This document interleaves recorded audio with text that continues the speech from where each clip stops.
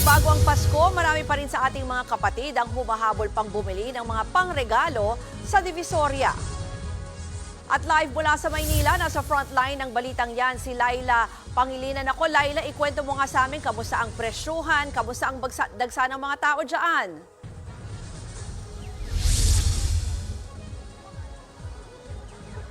Oo, Ruth, alam mo ba, 2 araw na lang bago magpasko, talaga namang dagsa pa rin ang Divisoria ng mga nagki-Christmas shopping. Karamihan kasi sa mga nakausap natin kanina ay umasa lang daw sa kanilang mga natanggap na Christmas bonus, habang ang ilan ngayon lang daw kasi nakapangutang.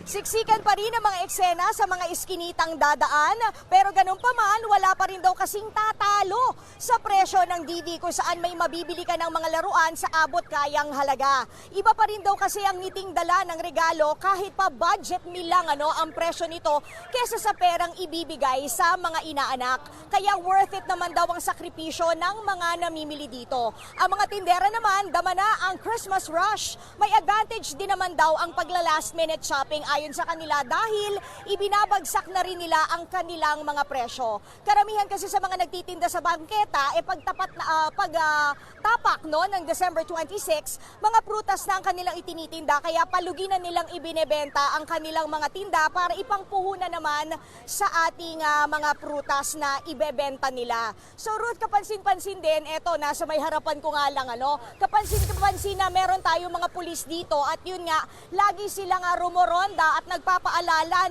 sa ating mga shoppers o yung mga nagpupunta rito sa Divisoria na ingatan ang kanilang mga sarili, lalo na ang mga gamit sa mga nananamantala. Ruth. Laila, tinitignan ko nga yung live video mo. Naku, ang daming tao, halo-halo, tas may mga motor, may mga parang pedicab. Kamusta yung ayan, sorry. Kamusta yung daloy naman ng trapiko diyan papunta sa yung mga gusto pang humabol diyan sa Divisoria?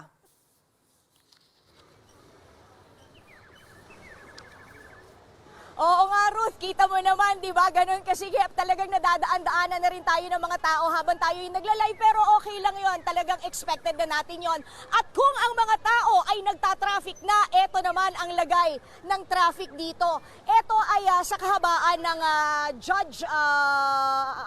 ng Juan Luna Street, Asahan na rin ang usad pagong na daloy ng trapiko dahil nga sa dagsa ng mga tao, halo-halo na yan. So ito, kung nakikita mo, ayan ang daloy ng mga sasakyan mabagal. Doon sa kabilang street, kung masisilip ninyo, ayan din yung foot traffic naman ng mga tao. Actually, yung mga tsuper dito ng mga jeep, sila talaga yung medyo namomroblema at umaangal dahil nga lugi sila sa kanilang pamamasada. Kung dati daw, regular days, nakaka 2,000 pesos sila per day. Ngayon, 1,500 pesos na lang ang kinikita nila kada araw. At syempre alam naman natin na tataas pa ang presyo ng krudo bukas, kaya yun talaga yung isa sa malaki nilang problema. At sa mga pupunta po dito sa Divisoria, baka hahabol din kayo sa ating last minute shopping. Asahan nyo rin na magiging maulap ang panahon, kaya magdala na rin siguro kayo ng inyong payong o kaya naman jacket. Ruth, yan muna ang latest. Balik sa'yo. Laila, yung isa pa bago kita i-let go, yung gusto ko lang malaman yung oras kasi nga talagang baka maghahabol pa yung mga iba, ayaw nang umalis bukas, 24, bisperas na kasi. Magdamagad ba dyan? Oo.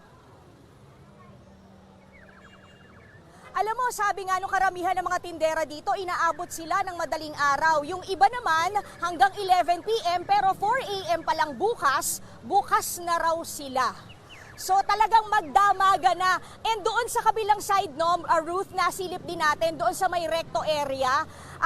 Hindi katulad ng mga nakakaraang Pasko na wala ka na makikita mga tolda sa mga islands ngayon. Ngayon, meron ng mga tolda ulit sa mga center islands na nagtitinda at yon ay halos 24 hours na rin ang operation. So kahit saan ka magpunta, kahit saan ka lumingon dito sa Divisoria, imposible na hindi ka makakapamili ng kahit anumang regalo para sa mga inaanak mo.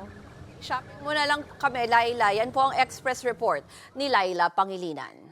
Mga kapatid, ako po si Ruth Cabal. Maging maalam at may pakialam sa mga may init at rumaratsadang balita sa Frontline Express. Para maging updated sa balitaan, mag-subscribe lang sa social media pages ng News 5.